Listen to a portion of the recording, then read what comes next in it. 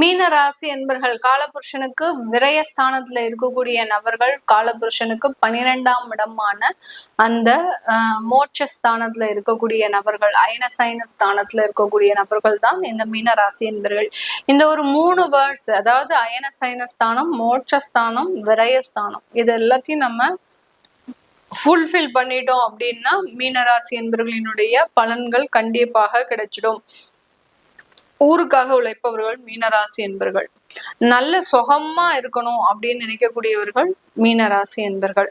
அதுக்கப்புறம் பாத்தீங்கன்னா ஒரு தெய்வ பலத்தை நோக்கி ஒரு ஞானியாக ஆகணும், ஒரு குருவினுடைய முழு ஆசீர்வாதமும் இருக்கக்கூடியவர்கள் இந்த மீனராசி என்பர்கள். இவர்கள் கூட வாழ்றது எவ்வளவு ஒரு அரிதான விஷயம் பாருங்க. அதாவது இந்த மீனராசி என்பர்களோட டிராவல் பண்ணக்கூடிய குடும்ப நபர்கள் பாத்தீங்கன்னா மேக்சிமம் நிறைய ஒரு வெறுப்புகளை சந்திப்பவர்கள். இவர்களோட வாழ்றதுக்கு வாழாமலே இருக்கலாம் அப்படின்ற மாதிரியா இருக்கும். இதுக்குதான் இவ்வளவு நான் கல்யாணம் பண்ணி வந்தனா அப்படின்னு நினைக்கக்கூடிய அளவிற்கு இந்த மீனராசி என்பர்கள் மிகப்பெரிய ஒரு தியாகிகள் தான் சொல்லணும். மிகப்பெரிய அளவுக்கு தியாகிகள். ஒரு சுதந்திர போராட்டத்திற்கு கூட இந்த அளவுக்கு தியாகிகள் இருக்க மாட்டாங்க. ஆனா மீனராசி என்பர்கள் மாதிரியான ஒரு தியாகிகள் வேற எங்கேயுமே கிடையாது. உங்களோடயே இருக்கிறாங்க, உங்க கூடயே டிராவல் பண்ணுவாங்க, கவலைப்படாதீங்க. இந்த மீன ராசி என்பர்களுக்கு ஜென்ம சனி அப்படின்னு அந்த சனி பகவான் தான் ரொம்ப கஷ்டப்படணும். அதாவது ஏண்டா நம்ம இந்த மீனராசி அன்பர்களை பிடிச்சோம் அப்படின்னு அவரே வெட்கப்படக்கூடிய அளவிற்கு இந்த மீனராசி அன்பர்களினுடைய ரியாக்ஷன் அப்படின்றது அளவுக்கு அதிகமாக இருக்கும். அந்த சனிபாட்டே நான் 7.5 சனி வந்திருக்கேன்டா, 7.5 சனி ஜென்ம சனி வந்திருக்கிறேன்டா, ஏதாவது கொஞ்சமாவது பயப்படுங்கடா அப்படின்னு சொல்லக்கூடிய அளவிற்கு இந்த மீனராசி அன்பர்களினுடைய ரியாக்ஷன்ஸ் பாத்தீங்கன்னா ஒண்ணுமே இருக்காது. நான் எப்போதும் போல இருக்கிறேன், எனக்கு கடன் பிரச்சனை இருக்கு, உடல் தொந்தரவுகள் இருக்கு, குடும்பத்துல பிரச்சனைகள் இருக்கு, இது எல்லாமே இருக்கு, இது ஆஸ் யூஷுவல் இருக்கிறது தானே அப்படின்ற மாதிரியாக ரொம்ப லெத்தாஜிக்கா போகக்கூடிய, எதை பத்தியுமே கேர் கிடையாது. டெய்லி எந்திரிச்சா கோயிலுக்கு போறது, அங்க போய் தீபத்தை போடுறது, அங்க போய் இருக்கக்கூடிய கடவுளையும் டிஸ்டர்ப் பண்ணிட்டு அவங்களே பாவம் தியானம் செஞ்சுட்டு இருப்பாங்க. அந்த இருக்கக்கூடிய தெய்வங்கள் அவங்களையும் டிஸ்டர்ப் பண்ணிட்டு அவங்க பாட்டுக்கு வந்துகிட்டே இருப்பாங்க. இதுதான் இந்த மீனராசி என்பவர்களினுடைய முழுமையான வாழ்க்கை பயணம் அப்படின்னு நம்ம சொல்லலாம். இப்போ இந்த பராபவ வருடம் என்ன இருக்க போகுது அப்படின்னா நம்ம சொல்றதுக்கு எதுவுமே இல்லை, ஏற்கனவே எல்லாத்தையுமே சொல்லிட்டேன். இந்த பராபவ வருடத்துல உங்களுடைய 5ஆம் இடத்துல குரு பகவான் உச்சம் பெற்று வரார். ஒரு தொழில் செய்யறதுக்கு உண்டான முழு பலமும் உங்களுக்கு கிடைக்கிறதுக்கு உண்டான ஒரு நேரம். அப்போ இந்த இடத்துல உறவுகள் ரீதியான சில உந்துதலின் பேரில், அதாவது உங்களோட டிராவல் பண்றவங்க நீங்க இதை செய்யுங்க செய்யுங்கன்னு உங்களைய டார்ச்சர் பண்ணக்கூடிய ஒரு டைம். அதனாலயே மீனராசி என்பவர்கள் ஏதாவது ஒரு தொழிலை எடுத்து நடத்துவோம், அது என்ன லாபமானா என்ன நஷ்டமானா என்ன, நம்ம அதை பத்தி எல்லாம் கண்டுக்க போறோமா அப்படின்னு அந்த தொழில் ரீதியான சில முயற்சிகள்ல ஈடுபடக்கூடிய ஒரு நேரமாக இருக்கும்.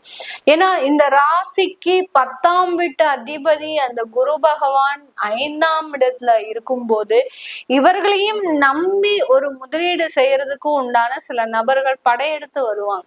அதுதான் இந்த மீனராசி என்பர்களினுடைய ஸ்பெஷாலிட்டியே. இவர்கள் எதுவுமே செய்யாட்டி கூட நல்ல வாயிலேயே எல்லாரையும் பேசி பேசி மயக்கக்கூடியவர்கள். நீங்க இப்படி செஞ்சா நல்லா இருக்கும், அப்படி செஞ்சா நல்லா இருக்கும் அப்படின்ற மாதிரியாக நிறைய விஷயங்களை நோக்கி பயணிக்கக்கூடியவர்கள் இந்த மீனராசி என்பர்கள். நிறைய சாதிக்கவும் செய்வாங்க, அதையெல்லாம் நம்ம குறைய சொல்லக்கூடாது.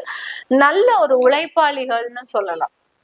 இந்த இடத்துல புதன் நீச்சம் அடைகிறார். இந்த மீனராசியில புதன் நீச்சம் அடைகிறதுனால இவர்களினுடைய முயற்சிகள் பெரிய அளவுக்கு வெளியில தெரியாது. இவர்களினுடைய ஸ்மார்ட்னஸ் அப்படின்றது பெரிய அளவுக்கு வெளியில தெரியாது. இவர்களினுடைய ராசியில சுக்கிரன் உச்சம் பெறதுனால அந்த ஒரு பேச்சினாலையும் இவர்களினுடைய முயற்சியினாலையும் இவர்கள் பெரிய பிரபலமாகிறதுக்கு உண்டான ஒரு அமைப்புகள் அப்படின்றது கண்டிப்பாக இருக்கும்.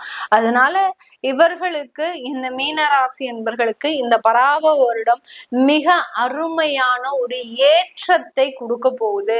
அப்பாடி நல்ல ஒரு விஷயம் சொன்னீங்க மேடம். இதெல்லாம் மீனராசி என்பர்கள் கேட்க மாட்டாங்க. மீனராசி என்பர்களோடு இருக்கக்கூடியவர்களுக்கு இது ஒரு மிகப்பெரிய மன திருப்தியை கொடுக்கும். ஏன்னா ஒரு மகிழ்ச்சியான ஒரு செய்தி என்ன இந்த மீனராசி என்பர்களுக்கு அப்படின்னா, நீங்க எடுக்கக்கூடிய எல்லா முயற்சிகளிலும் வெற்றியை கொடுக்கக்கூடிய ஒரு நேரமாக தான் இந்த பராப பராபவ வருடம் இருக்கிறதுனால எதையும் பத்தி இவர்கள் கவலைப்பட வேண்டிய ஒரு அவசியம் இல்லை.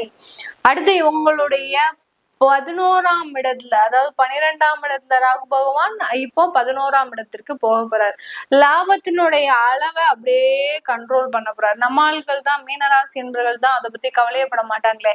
இங்க லாபம் இல்லையா, நான் போறேன் அடுத்த கண்ட்ரியை நோக்கி அப்படின்னு பயணிக்கக்கூடிய ஒரு அன்பர்கள், ரொம்ப சுலபமாக யாராலையும் முடிக்காத சில விஷயத்த கூட எளிதில முடிக்கக்கூடியவர்கள் நம்ம மீனராசி என்பர்கள். அதனால இங்க லாபம் குறைஞ்சிருச்சு அப்படின்னா இன்னொரு வாய்ப்புகளை நோக்கி நகரக்கூடிய ஒரு நேரமாகவும் தான் இந்த பராபவ வருடம் இந்த மீனராசி என்பவர்களுக்கு இருக்க போது. குழந்தை பாக்கியம் அப்படின்றது சும்மா செமையா இருக்க போது. யார் யாருக்கெல்லாம் குழந்தை பாக்கியம் ஏற்படணும்னு நினைக்கிறீங்களோ கண்டிப்பா கிடைக்கும். ஆண் குழந்தை அப்படின்றது முழுமையா கிடைக்கக்கூடிய ஒரு நேரம். ஒரு தெய்வீக குழந்தைன்னே சொல்லலாம். அதாவது மீனராசி என்பவர்களுக்கு கிடைக்கக்கூடிய குழந்தை ஒரு தெய்வீக குழந்தை இல்லாமல் நார்மல் குழந்தையாகவே இருக்காது. எல்லா டேலண்டும் இருக்கக்கூடிய குழந்தை. என்னென்ன டேலண்ட்லாம் உலகத்துல இருக்கோ எல்லா டேலண்டும் இருக்கக்கூடிய ஒரு குழந்தையாக தான் இந்த குழந்தை பாக்கியம் கிடைக்க போது. ஒரு வாரிசு, அந்த தலைமுறைக்கு உண்டான வாரிசை கொடுக்கக்கூடிய ஒரு நேரமாகவும் தான் இந்த பராபவ வருடம் முழுமையான ஒரு ஏற்றத்தை கொடுக்கக்கூடிய ஒரு வருடமாக இருக்கும்.